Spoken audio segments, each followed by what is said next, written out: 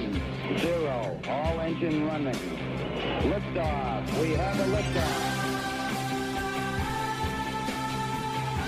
It is 9 after the hour. I'm Eric Erickson. This is WSB in Atlanta's Evening News. The phone number 404-872-0750, 1-800-WSB Talk. Some of you are going to be convinced, particularly on the south side, that the rain is going away. Don't be fooled. You're in a little lull here on the south side, and more rain is coming into the area. I've got the radar, and we'll bring you the latest as the radar changes. The heaviest stuff is to the west of us, but it is still, we've got more of it moving into the area.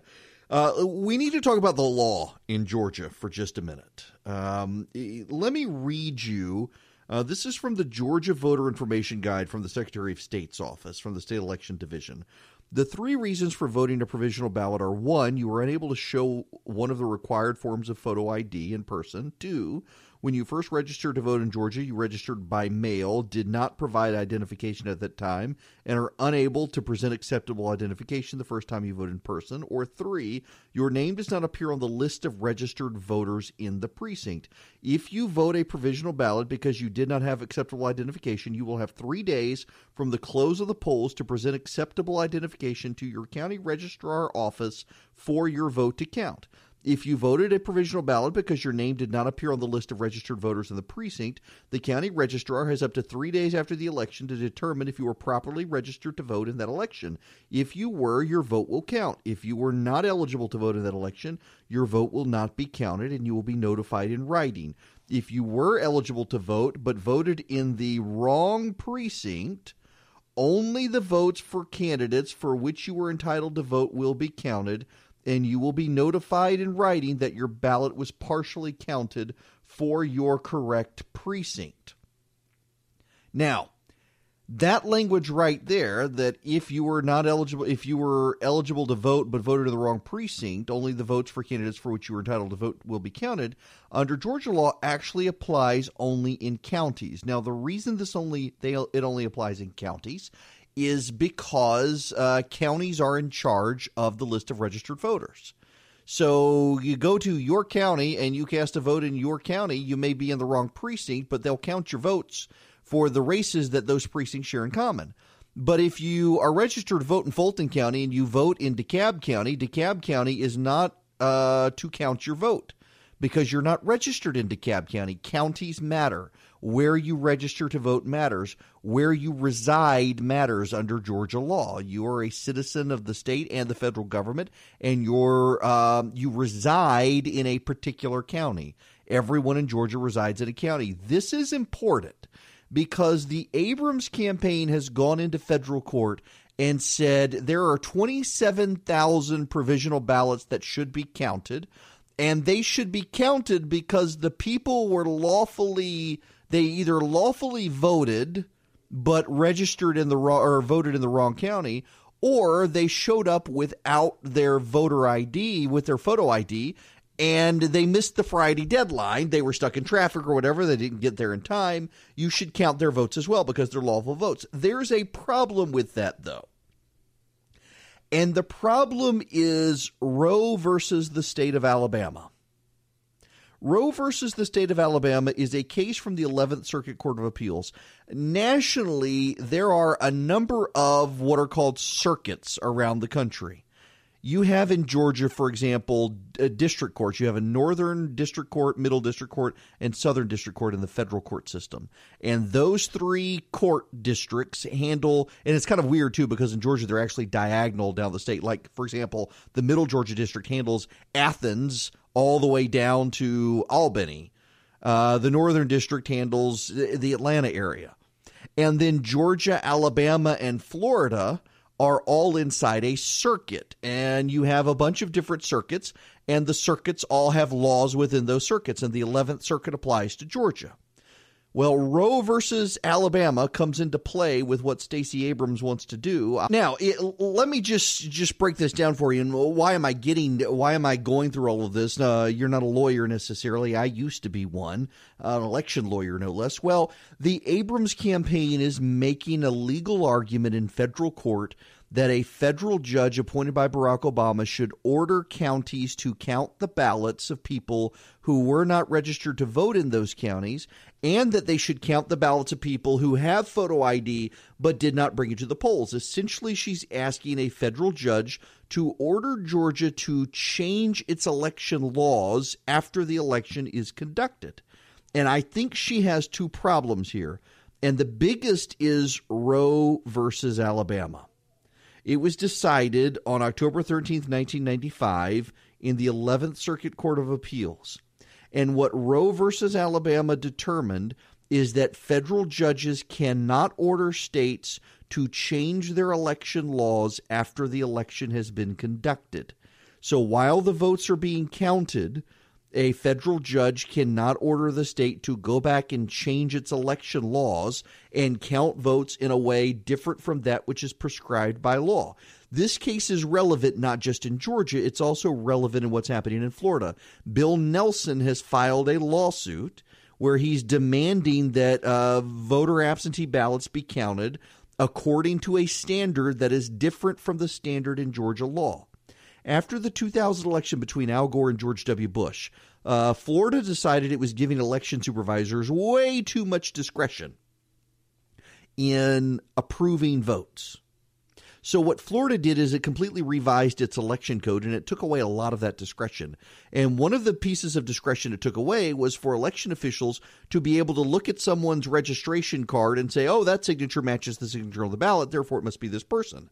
The reason they took that away is because Georgia has this problem. You register to vote in 1965, you're voting in 2018, guess what? You're a senior citizen, and your signature does not match in 2018 what it looked like in 1965. Well, duh. Probably doesn't. My signature right now, I'm 43, looks different from what it looked like 2 decades ago. It looks completely different from when I became a lawyer, because then I had to just figure out easy ways to sign my name to get through stuff. But nonetheless, I digress. So what Abrams wants and what Bill Nelson wants in Florida is they want federal judges to change the standards by which ballots are approved after the election is over. And Roe versus Alabama, a circuit court case from the 11th Circuit that it means it is binding on Georgia and Florida, says you can't do that. You cannot get elections officials in a state to change their election laws and procedures after the election is over. Everybody's got to be held to the same standard. Now, why? Well, because, for example, it treats people who complied with the law in a less good position than the people who didn't comply with the law. There are some of you who voted, and you took the time to go vote on Election Day, and you took the time to make sure you would have photo ID, and you stood there and you waited for a machine to come open and you cast your vote. And it's not fair to you who complied with the law to now say some slacker who showed up on the spur of the moment without their photo ID and got to cast provisional ballot and was too lazy to get back over there by Friday afternoon to show their ID to say, oh, wait, now we're going to count your vote.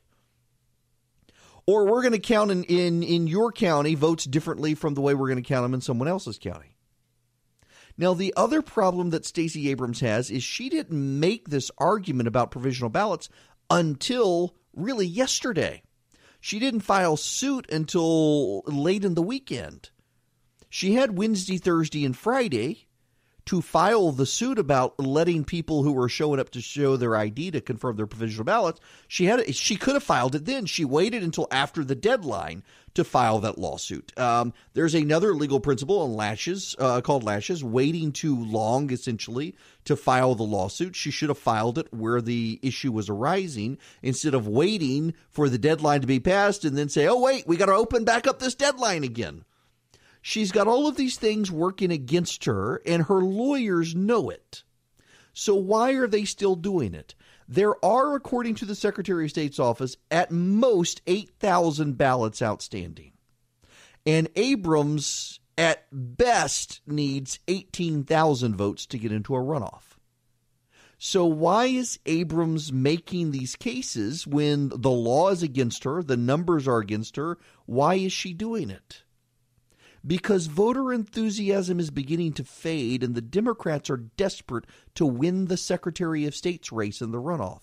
And so as long as she can keep fanning the flames of this and has a willing accomplice in a federal judge to stoke the flames of grievance, she thinks she can keep Democratic voters motivated to show up on the runoff after Thanksgiving. That's what this is all about at this point. She doesn't have the votes, and she doesn't have the law. But what she has is a lot of anger from Democrats who are really hacked off. She's convinced them wrongly that Brian Kemp's trying to steal the election, and now she is hell-bent on keeping them angry, so they go vote for John Barrow for Secretary of State. That's what all of this is about at this point. With all the recent news about online security breaches, it's hard not to worry about where my data goes. Making an online purchase or simply accessing my email can put my private information at risk. Yours too. In fact, you're being tracked online by social media sites, marketing companies, and your mobile and internet provider. No wonder people can find you and show you ads of stuff you saw days before in other websites. It gets really creepy. And not only can they record your browsing history, the reason you're seeing those ads is, well, they sell the information to corporations who want to make a profit off your information. So you can use ExpressVPN to take care of that. ExpressVPN has easy-to-use apps that run seamlessly in the background on your computer, phone, and tablet, and turning on ExpressVPN only takes one click. ExpressVPN secures and makes anonymous your internet browsing by encrypting your data and hiding your public IP address. And protecting yourself with ExpressVPN costs less than $7 a month. It's rated the #1 VPN service by TechRadar and comes with a 30-day money-back guarantee. So protect your online activity today. Find out how you can get 3 months free at expressvpn.com/Eric. That's expressvpn.com/Eric, ERICK, for 3 months free with a 1-year package. Visit expressvpn.com/Eric to learn more.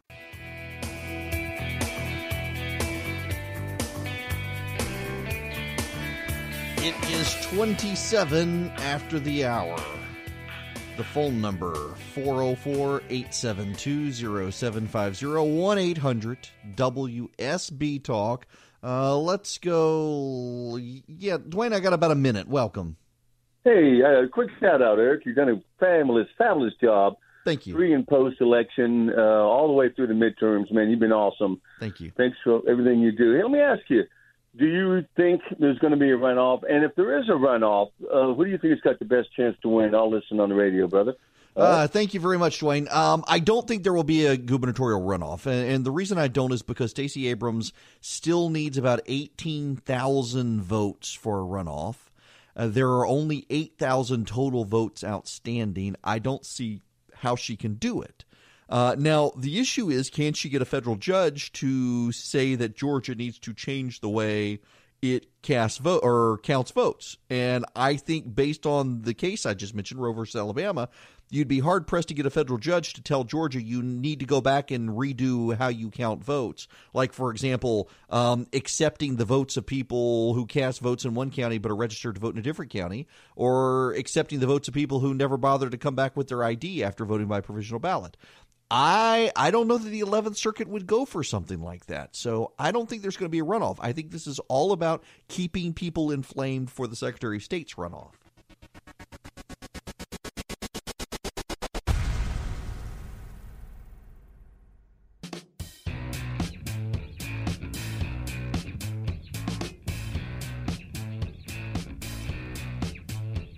It's 40 after the hour. Eric Erickson here. The phone number, 404-872-0750, 1-800-WSB-TALK. More rain, heavier rain crossing over from Alabama. It's about to get heavier in the Villa Rica area, and it is heavy in the Covington area, although it's about to lessen on the west side lessen on the east side as it strengthens on the west side. Basically, if you can hear me right now, it's raining or it's about to be raining. Let's go back to the phones. Greg in Woodstock, you are up next. Welcome. Hey, Eric, how are you? Great, how are you? Good, man. Hey, I love your show. Thanks. Hey, I know your time is valuable, so I'll make it quick here. With the Abrams campaign filing lawsuits, it seems like every day, it can be kind of confusing for the average Joe, a guy like myself here. How worried do we need to be that she might be able to take this governor's race? I'm interested to see what the federal judge rules on recounting provisional ballots. If she has an order to recount a provisional ballots, and I don't think she can under existing 11th Circuit precedent, but she may try. That would be concerning. But right now, one of the things you got to remember is that federal courts, this is Bill Nelson is running into this in Florida as well. Federal courts take a very harsh line on candidates filing a wave of lawsuits after the election is over and after provisional ballots have been counted, which is where we are with Stacey Abrams and with Bill Nelson right now. So they can file waves of lawsuits, but the burden becomes even harder on them to show that they're not just sore losers. Given the fact that there are only 8,000 outstanding ballots and she needs over 18,000 to get into a runoff, I'm not exceedingly worried. I think that we will probably be resolved on this issue by Friday. That's when the federal judge who ordered the review of provisional ballots gave the state to extend the deadline. I think if the federal judge decides to extend the deadline beyond that, then there's going to be real issues and real hanky-panky from the Democrats on this issue. Right now, I don't think it's necessarily a stealing per se, but it definitely is a begging a federal judge to change the rules after the election's conducted. And there's some real bright line court cases that say you can't do that. You can't change the rules once the election is over. Jay in Brooks, welcome. Hey, Eric, love the show. I'm going to keep this quick and kind of piggyback off the tail end of what that guy had to ask you. All I've been reading, and pardon my ignorance on this, but all I've been reading throughout the week is about that Friday deadline.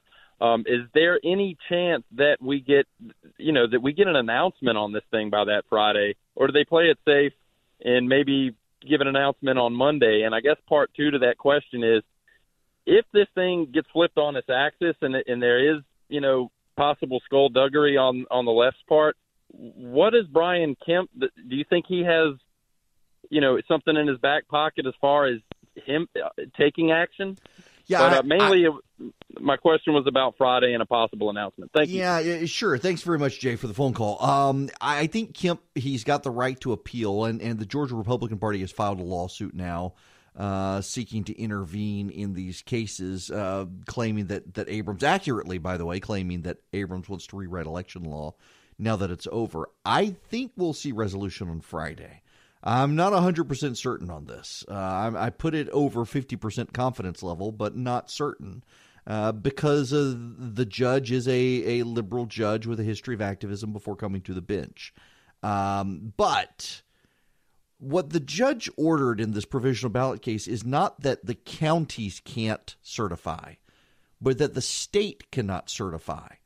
What she wants the state to do is to notify voters that their votes did or did not count and why they did not count if they didn't. But she didn't put any burden on counties to not go on and certify their results. And the overwhelming number of counties in the state have certified the results. I think we're down to less than a dozen counties that have not certified the results. And what those counties are doing is they're going back through the provisional ballots to see if they can verify whether or not any of these people are actually registered to vote in those counties. And if so, they will count the vote. They're going to do a little more due diligence. The only other outstanding issue are the absentee ballots in Gwinnett County. And those ballots, I believe Gwinnett is now counting them. They're going back through to see if they can verify the identity of the voters to count them. There are only about 3,000 of them. So if you take the total outstanding provisionals of 8,000 and you take the total outstanding 3,000 absentee ballots in Gwinnett County, that's 12,000 votes. You give them 100% to Stacey Abrams, she still falls short of what she needs for a runoff or even a recount. So I'm not super worried about this. Again, I think what everybody is missing here, and maybe me harping on this too much is distracting people from it, Abrams is doing what she's doing not because she thinks she can win. She's doing what she's doing because the Democrats want to win the Secretary of State's race. So they're telling people that the Secretary of State has stolen the race from the Democrats, and the way to fix this is to go vote for John Barrow in the runoff. Now, I got a few choice words for the Republican in that race. Looking at the clock, let me save them for when we come back. But man, the Republicans, they're going to have to get out in the Secretary of State's race.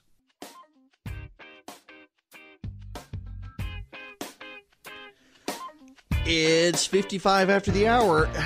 One more real quick. Caleb from Sandy Springs, you're going to be next. We got about a minute. Hey, thanks for having me on.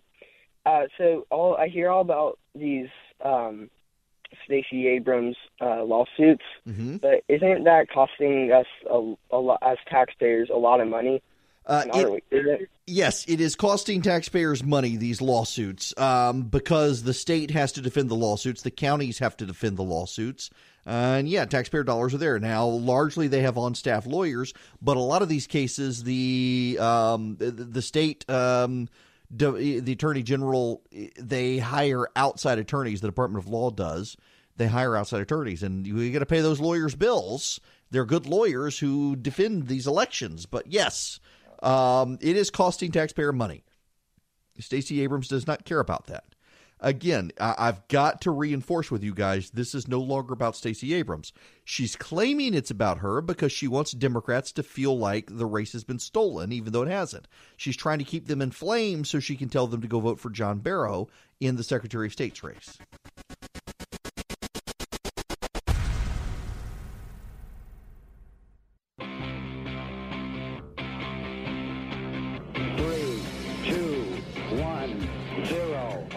Running. Liftoff. We have a liftoff. Well. Goodness gracious. Welcome. It's Eric Erickson here. It is 9 after the hour. This is Atlanta's Evening News. The phone number 404-872-0750, 1-800-WSB-TALK. Breaking news alert from the Associated Press. Law enforcement says Michael Avenatti is in police custody in Los Angeles following domestic violence allegation. BuzzFeed reporting as well. He's arrested for felony domestic violence and is in LAPD custody. According to TMZ, Avenatti's estranged wife filed a felony domestic violence report. Her face was swollen and bruised. We're told during today's confrontation, the woman ran out of an apartment building, was on the sidewalk on her cell phone with sunglasses covering her eyes, screaming on the phone, "I can't believe you did this to me." We're told security brought her inside the building, and Avenatti showed up 5 minutes later, ran into the building, chasing after her, screaming repeatedly, "She hit me first." Ladies and gentlemen, the Democrats' 2020 presidential nominee. I guess he's qualified now. My goodness gracious. Never hit a woman. How's that for emphasis? Never hit a woman. If he's screaming, "She hit me first," it means he hit a woman. Now, I wonder if Julie Swetnick will be there to be his witness. This man's life is falling apart before our eyes. Honestly, we probably shouldn't be laughing at this. We need to be praying for him. I mean, his law office has been foreclosed. He's been booted out of his law office. They didn't pay their bills. The landlord took it back. He's now under a federal investigation for filing false claims with the Senate Judiciary Committee. Julie Swetnick is as well. He's now been arrested and thrown in jail for domestic violence after hitting his estranged wife, apparently. Or ex-wife, estranged wife. They're not divorced. They're married, but have nothing to do with each other. The man's life is falling apart before our eyes, and he seems like he is addicted to this. Listen, I got to tell you guys, just as an aside, we've been together now for a number of years, you and me. I'll tell you, there was a time in my life on social media where if I didn't think I was getting noticed enough, it was real easy to put up something bombastic and watch people go nuts. Now, occasionally I still needle people on social media, particularly the transgender movement crowd, which has no sense of humor and can't point out or keep logical consistency. But nonetheless, I digress.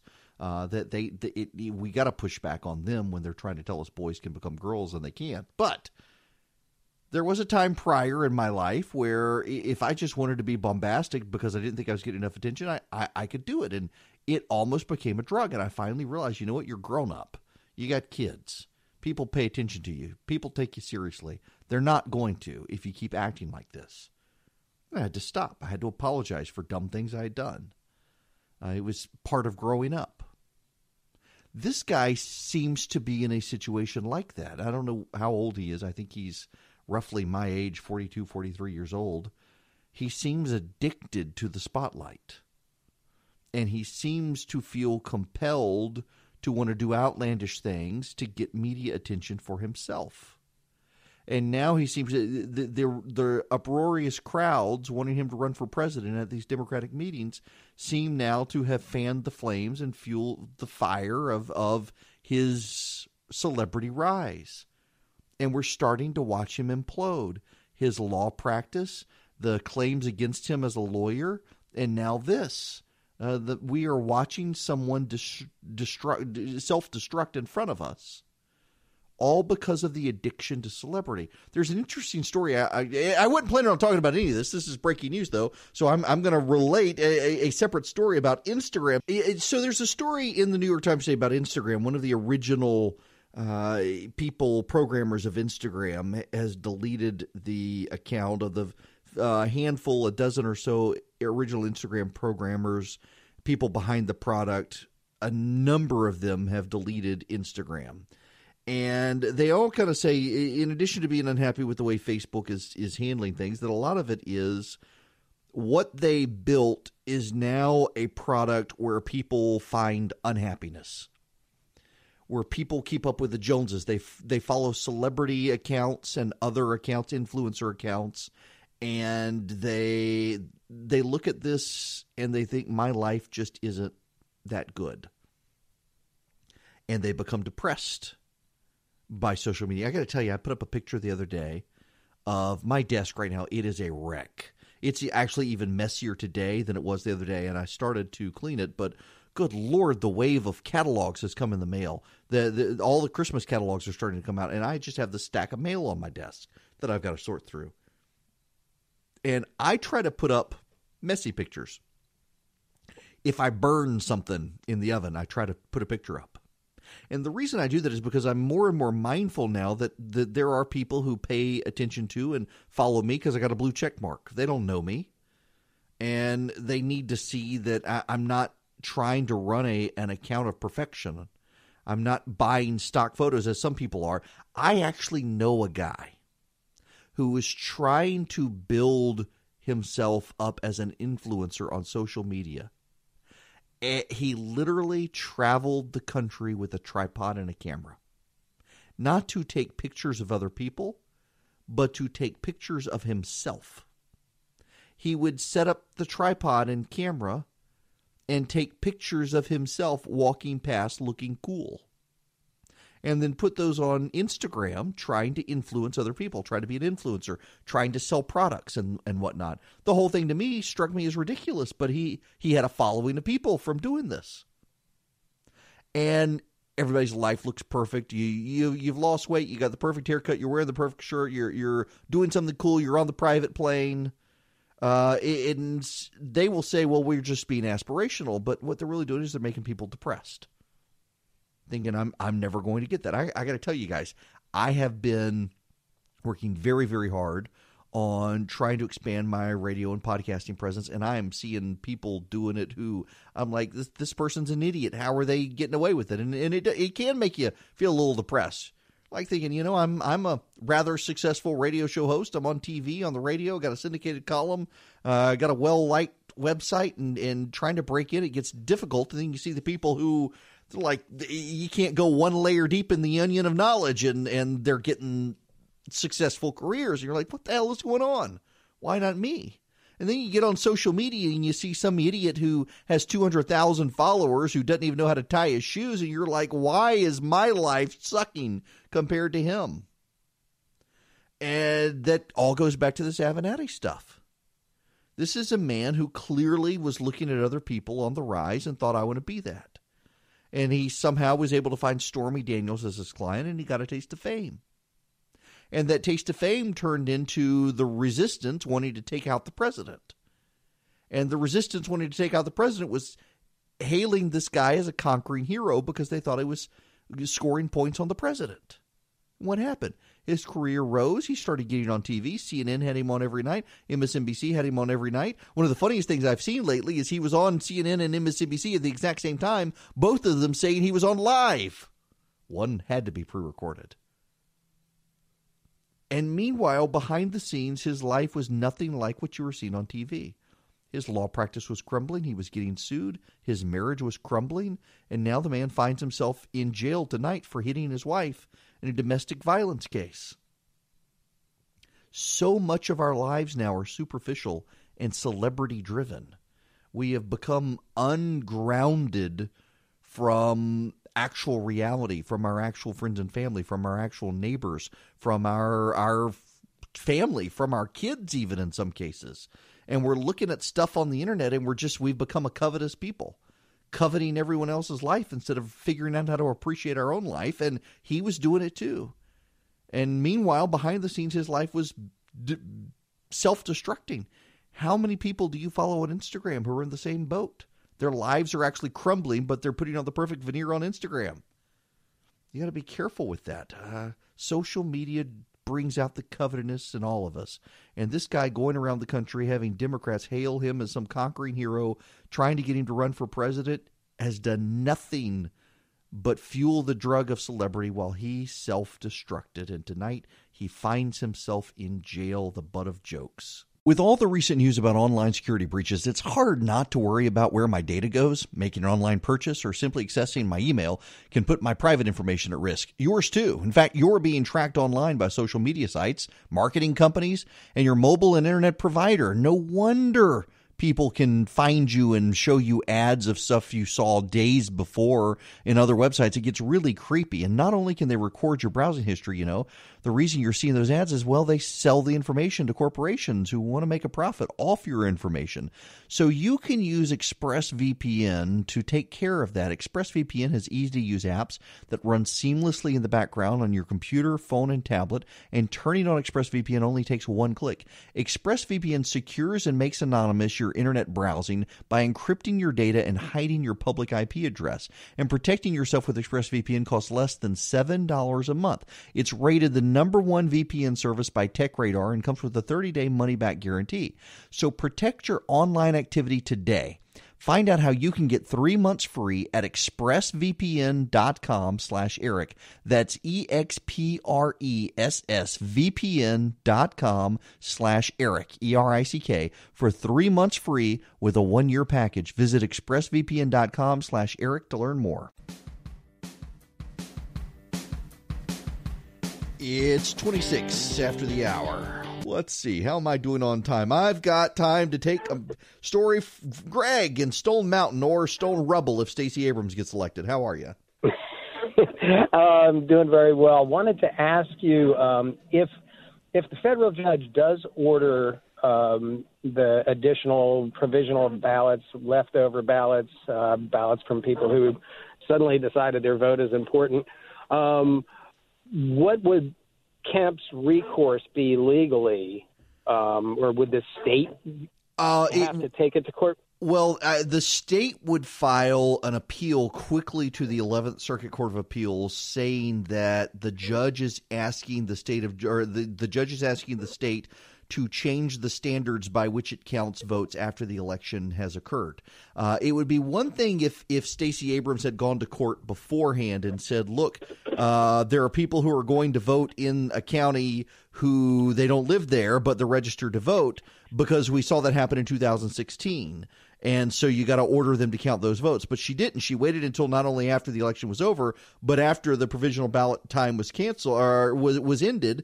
So there's actually a legitimate argument against her with existing case law saying, no, you can't order a state to count these ballots because you knew it was going to happen and you said nothing until after the election was over. There's real good precedent here. I feel confident the state and Brian Kemp would win on this.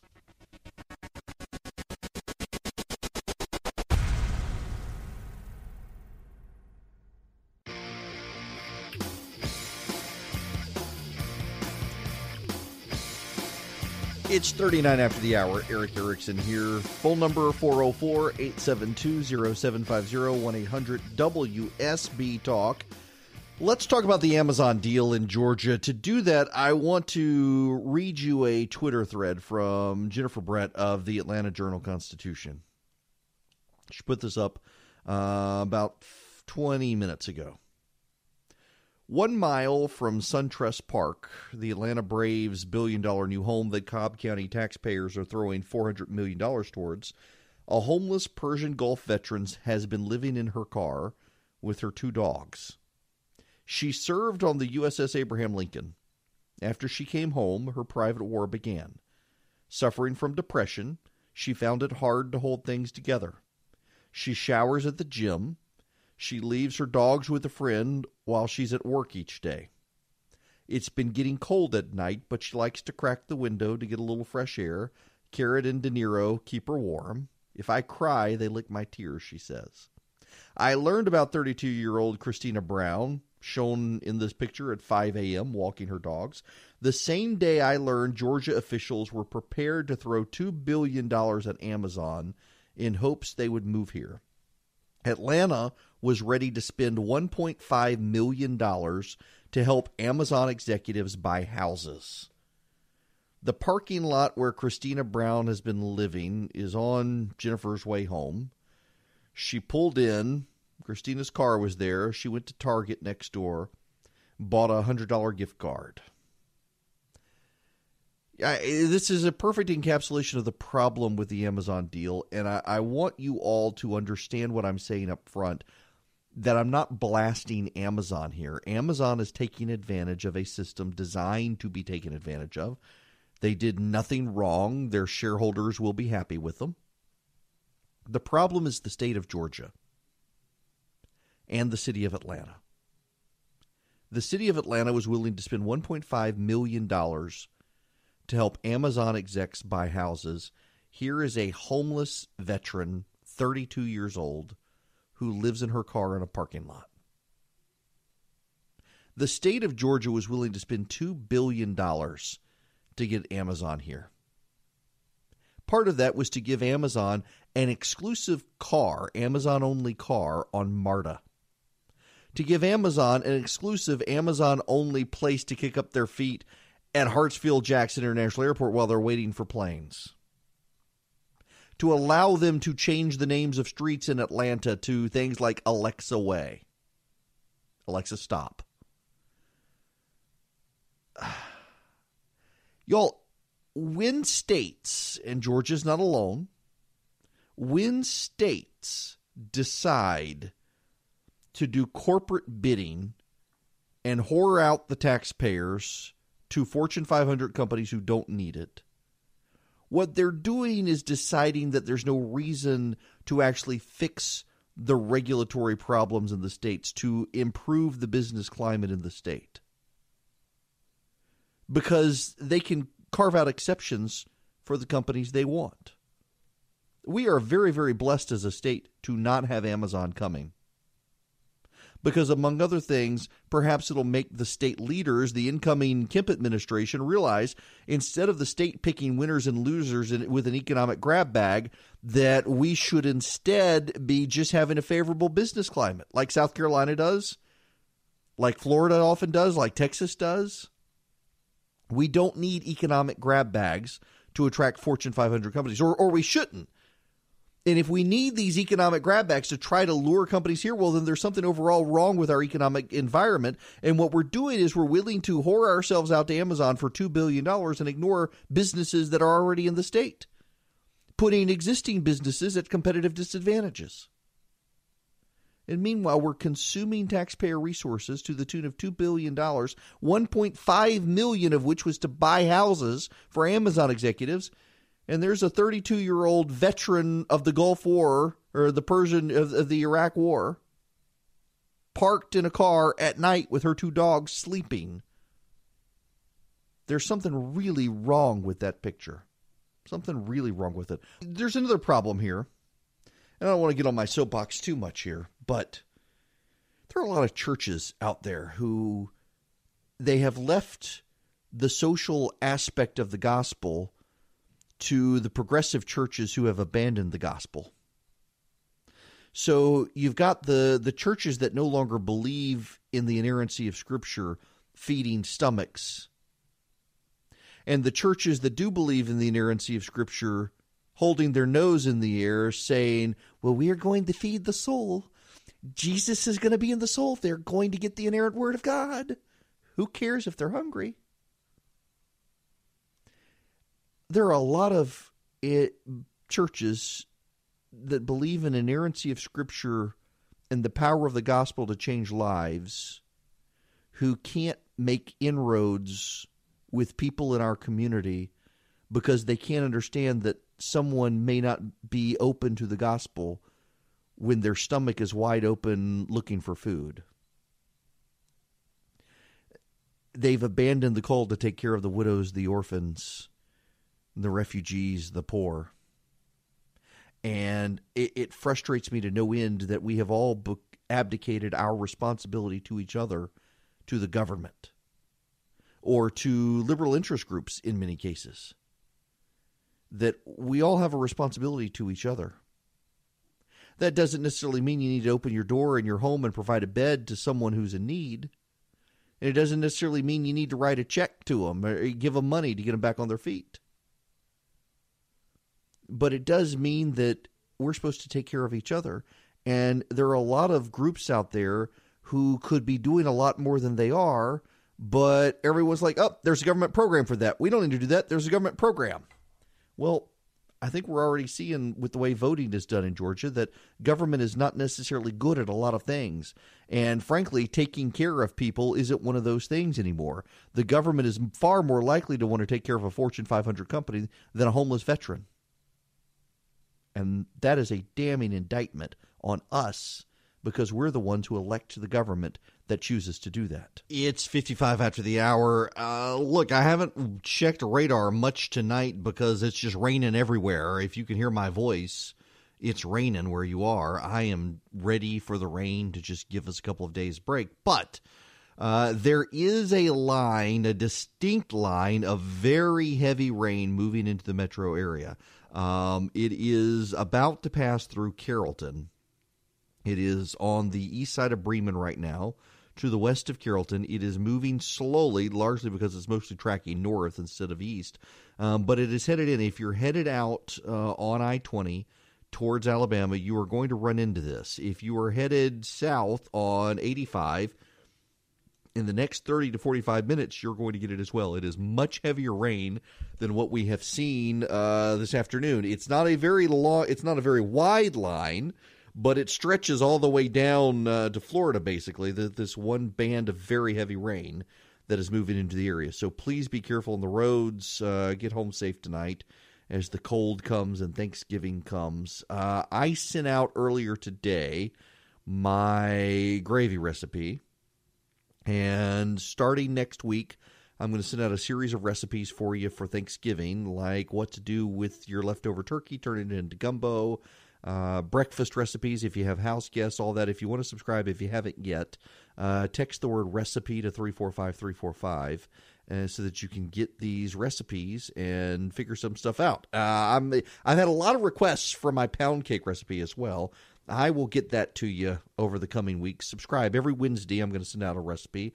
I am on Monday, though, going to send out some because it's Thanksgiving week. I totally forgot that it was Thanksgiving week this coming week. I do have to tell you, we've got people in our neighborhood who already have up their Christmas decorations, and I'm wondering if there's a law that we can, burn them down or something. Not until after Thanksgiving, people. Come on. Save your Christmas decorations for later.